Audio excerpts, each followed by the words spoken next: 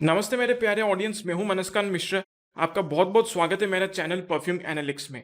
आशा करता हूं कि आपकी ज़िंदगी में सब कुशल मंगल है।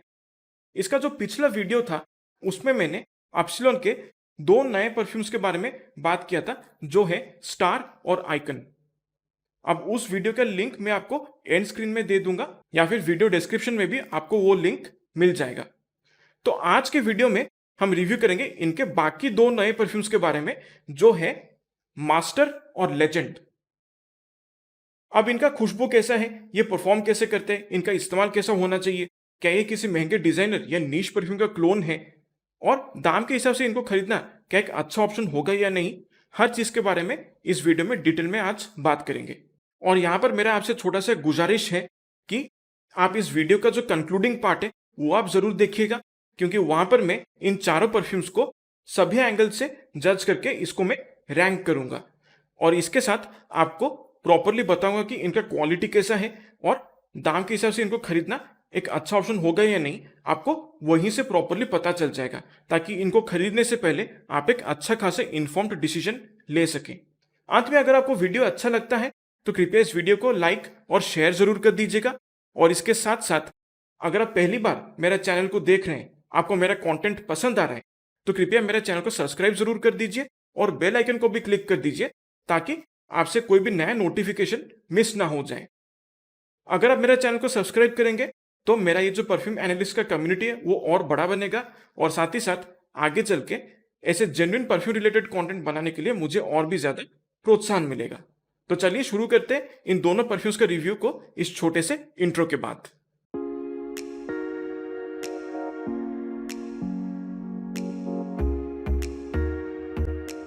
तो सबसे पहले हम बात करते हैं एप्सिलॉन का मास्टर परफ्यूम के बारे में। इसका ऑर्डर परफा कॉन्सेंट्रेशन है और इसका फुल 100 ml बॉटल आपको एप्सिलॉन के वेबसाइट से लगभग 850 से 900 रुपए के अंदर मिल जाएगा। ये एक मिंटी, हल्का सिट्रसी, वार्म स्पाइसी, थोड़ा फ्लोरल, एम्बरी, हल्का अर्दी और वुडी किस्म का खुशबू है। जब आप इसे स्प्रे करेंगे तो इसका ओपनिंग में एक हर्बल और स्पाइसी खुशबू आपको महसूस होगा। ऐसा लगता है कि यहाँ पर मिंट और सिनेमन यानी कि पुदीना और दालचीनी का जो खुशबू है, दोनों को बहुत ही अच्छी तरीके से ब्लेंड किया गया है। और इसके साथ ये कहते हैं कि यहाँ पर ब्लड ऑरेंज और ग्रेपफ्रूट के खुशबू का इस्तेमाल किया गया है, लेकिन यहाँ पर मुझे ऐसे कुछ खास सिट्रसी नोट्स का इस्तेमाल महसूस नहीं होता है। हल्का सा ग्रेपफ्रूट बैकग्राउंड में महसूस होता है, लेकिन वो भी एक बहुत ही प्रोमिनेंट नोट नहीं है। ज्यादातर जो मिंटी और वार्म स्पाइसी खुशबू है सिनेमन का, वो बहुत ही ज्यादा डोमिनेट करता है इसका ओपनिंग को। अब जब ये धीरे धीरे सेटल डाउन होना शुरू करते हैं, तब ये जो मिंट और सिनेमन का जो मिला जुला खुशबू है वो थोड़ा सा मेलो डाउन होता है, हल्का सा बैकग्राउंड में चला जाता है। और इसके साथ जो रोज का जो एक फ्लोरल थोड़ा सा पाउडरी खुशबू है वो महसूस होना शुरू हो जाता है। अब यहाँ पर ओवरऑल खुशबू जो है वो थोड़ा सा और स्पाइसी बन जाता है, लेकिन नोट स्ट्रक्चर में ये एग्जैक्टली जिक्र नहीं करते कि इन्होंने कौन से स्पाइसी नोट्स का इस्तेमाल किया है।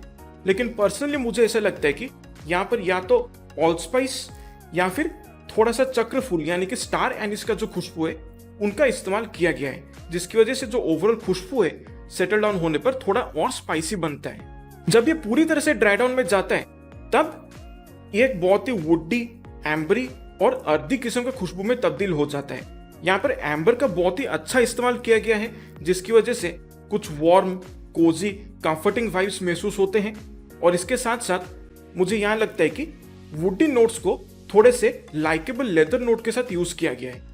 अब ये जो लेदर नोट है जो इस्तेमाल किया गया इस परफ्यूम में, वो बहुत ज्यादा हैवी नहीं है, मॉडरेट डोजेस में इस्तेमाल किया गया है और बिल्कुल भी इसमें कोई भी एनिमलिक या फिर केमिकल जैसा खुशबू नहीं है। एक बहुत ही लाइकेबल लेदर नोट को यूज किया गया है इस परफ्यूम में। और इसके साथ साथ जब ये पूरी तरह से सेटल डाउन हो जाता है तब थोड़ा सा इसमें हर्बल, अर्दी, वुडी खुशबू महसूस होता है, जो कि पचूली की वजह से है। सो ऑल इन ऑल एक बहुत ही अच्छा खुशबू बनाया गया है, थोड़ा सा प्रीमियम महसूस होता है। अब अगर इसके कंपैरिजन के बारे में बात किया जाए तो सबसे पहले इसका जो ओपनिंग है, जहां पर हल्का सिट्रसी, हल्का फ्रूटी और साथ ही साथ कुछ मिंटी नोट्स का इस्तेमाल किया गया है, उसकी वजह से इसका ओपनिंग जो है थोड़ा सा मुझे वर्साचे एरोस ईडीटी परफ्यूम के बारे में याद दिलाता है। लेकिन जैसे जैसे ये सेटल डाउन होता जाता है तब ये मुझे बहुत ज्यादा याद दिलाता है पाको रबाने 1 मिलियन परफ्यूम के बारे में। लेकिन उसके कंपैरिजन में ये मुझे थोड़ा सा कम स्पाइसी, थोड़ा कम डार्क महसूस होता है। सो बेसिकली आप ये कह सकते हैं कि this is smelling like Paco Rabanne 1 million perfume but with an opening that is very similar to Versace Eros EDT. इसके परफॉर्मेंस के बारे में अगर बात किया जाए तो मुझे इससे काफी रीजनेबल परफॉर्मेंस मिल जाता है। स्किनर कपड़ों पे मिला के इससे टोटल लॉन्जेविटी तकरीबन 5-5.5 घंटे का मुझे मिल जाता है और प्रोजेक्शन इसका बहुत ही मॉडरेट है। हवा में लगभग 1 से 1.5 फीट की दूरी तक ये परफ्यूम प्रोजेक्ट करता है और शुरुआत के ऑलमोस्ट 1-1.25 घंटे तक ये परफ्यूम प्रोजेक्ट करता है। उसके बाद ये काफी क्लोज टू द स्किन आ जाता है और एक स्किन सेंट के हिसाब से ये बहुत ही लंबे समय तक लिंगर करता है। बहुत ही हल्का सियाज भी इसका रहता है, जिसकी वजह से जब आप मूव करेंगे तो लोगों को ये खुशबू थोड़ा थोड़ा सा महसूस हो सकता है। अब इसके इस्तेमाल के बारे में अगर बात किया जाए तो ये मोस्टली एक ठंडे मौसम में इस्तेमाल करने वाला परफ्यूम है।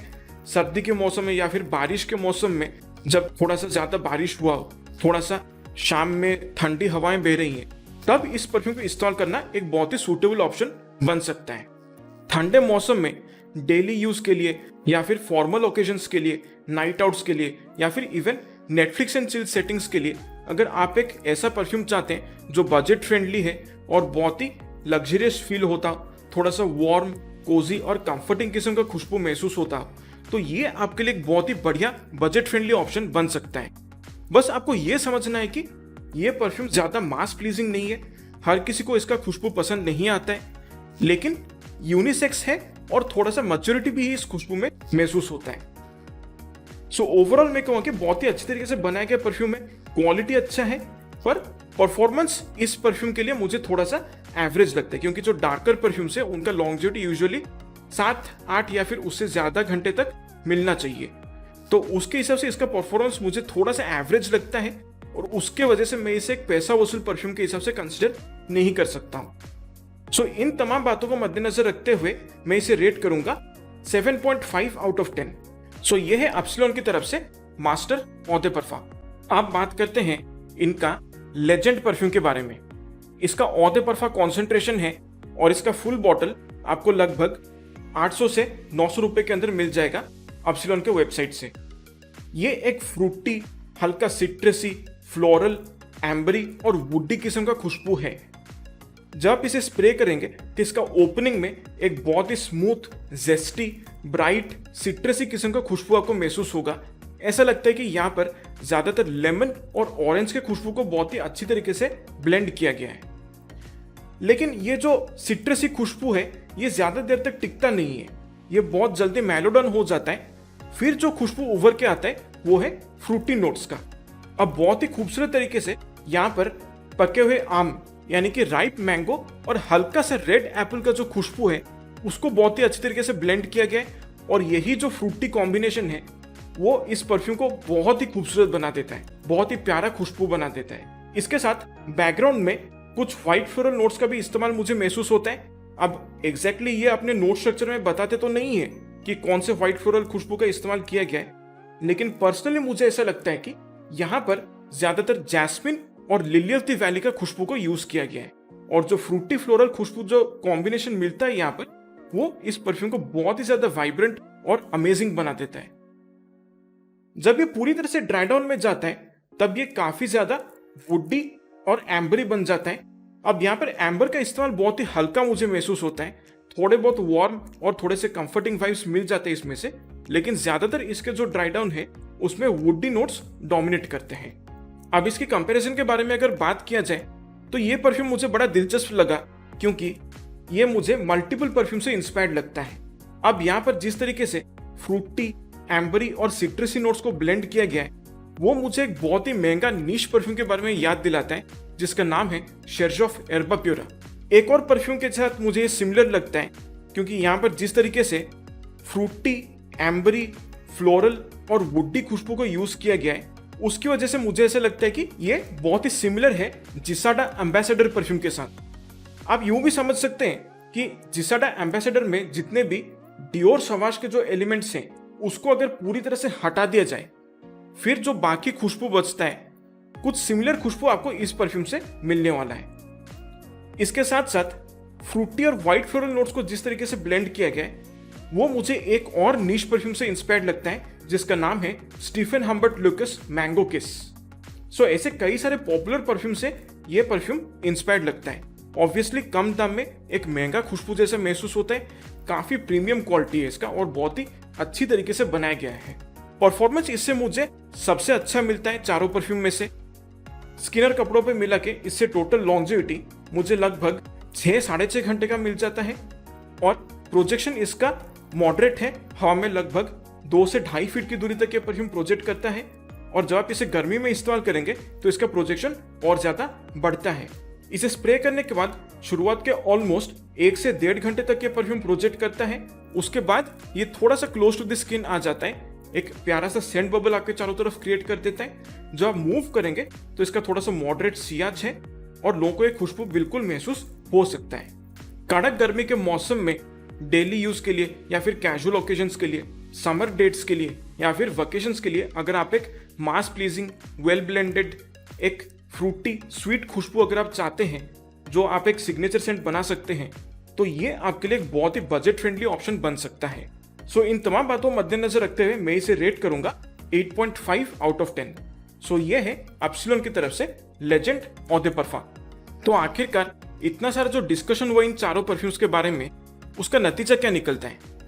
देखिए, इन चारों परफ्यूम्स के बारे में कुछ कॉमन पॉइंट्स हैं वो मैं आपको पहले बता देता हूँ। सबसे पहले इनका खुशबू जो है वो बहुत ही अच्छा है। सभी परफ्यूम्स का खुशबू मुझे काफी अच्छा लगता है। प्रीमियम क्वालिटी के खुशबू मुझे महसूस होता है।